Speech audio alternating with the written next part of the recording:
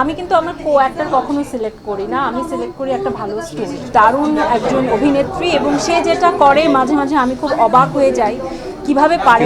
নতুন কাজ তো ভাই আমার ওই একই গতানুগতিক উত্তর, খুবই বোরিং উত্তর।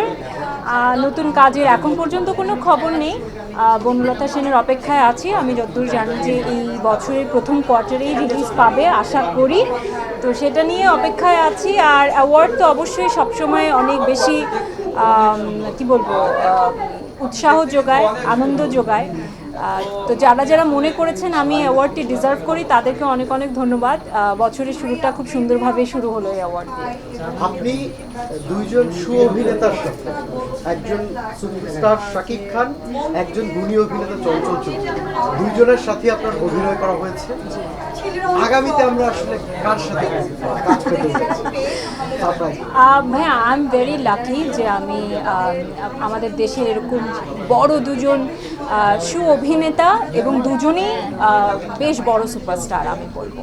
তো দুজনের সঙ্গে আমার কাজ করার সৌভাগ্য হয়েছে। বাট অ্যাকচুয়ালি আমার জন্য যে কোনো, আমি কিন্তু আমার কো অ্যাক্টর কখনো সিলেক্ট করি না, আমি সিলেক্ট করি একটা ভালো স্টোরি, একটা ভালো গল্প, একটা ভালো টিম।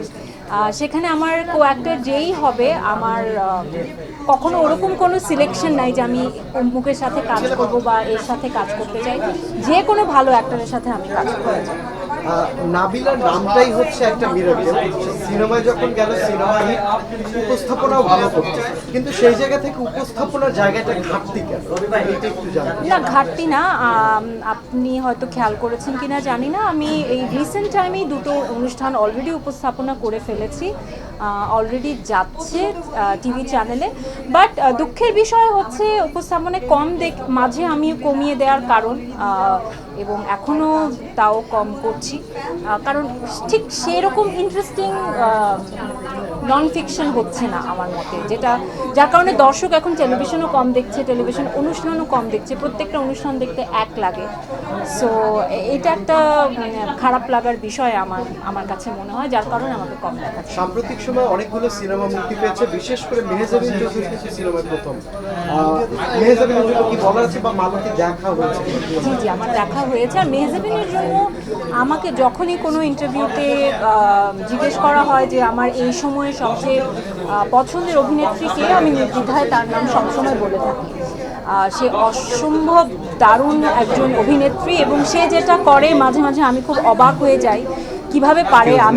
আমি হয়তো এতটা ভালো পারবো না, বা ওর মতো করে আসলেই কে পারবে। আমি মাঝে মাঝে এই প্রজন্মের জায়গা থেকে মাঝে মাঝে আমি খুব চিন্তায় পড়ে যাই। তো সে দারুণ, তার অনেক কাজ আমরা দেখেছি। আর প্রিয় মালতীতে সে যে অভিনয়টা করেছে বা যাই করেছে সেটা আমাকে খুব বেশি সারপ্রাইজ করেনি, কারণ এটাই এক্সপেক্টেড ছিল।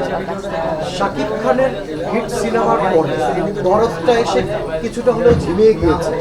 সহ অভিনেতা হিসেবে কোনো কিছু বলার আছে? দরদ নিয়ে শেষ প্রশ্ন, কেমন? সহ অভিনেতা হিসেবে আই থিঙ্ক উনি ওনার অভিজ্ঞতার জায়গা থেকে উনি আমার চেয়ে অনেক বেশি অভিজ্ঞ, senior. And I think with time উনিও বেশ মানে সিলেক্টিভ হয়েছেন ওনার কাজের ক্ষেত্রে। আর অনেকগুলো কাজ করতে গিয়ে আসলে আপনি কাজ করার সময় বুঝবেনও না যে কোন কাজ খুব ভালো হবে, কোনটা ঝিমিয়ে যাবে, কোনটা কী হবে। বাট আই থিঙ্ক ওনার প্রত্যেকটা সিনেমাই আসলে বক্স অফিসে সেরকম কি বলবো ঝড় তুলে, আগামীতেও তুলবে। 10 সেকেন্ডের একদম তাণ্ডব সিনেমায় আপনার একটা গুঞ্জন চলছে, এটার আসলে সত্যতা কি? তাণ্ডব হবে কিনা বা ঘটবে? এরকম কোনো গুঞ্জন আছে কি? গুঞ্জন আমাদের কানে আছে। আমার কানে কেন আসে না?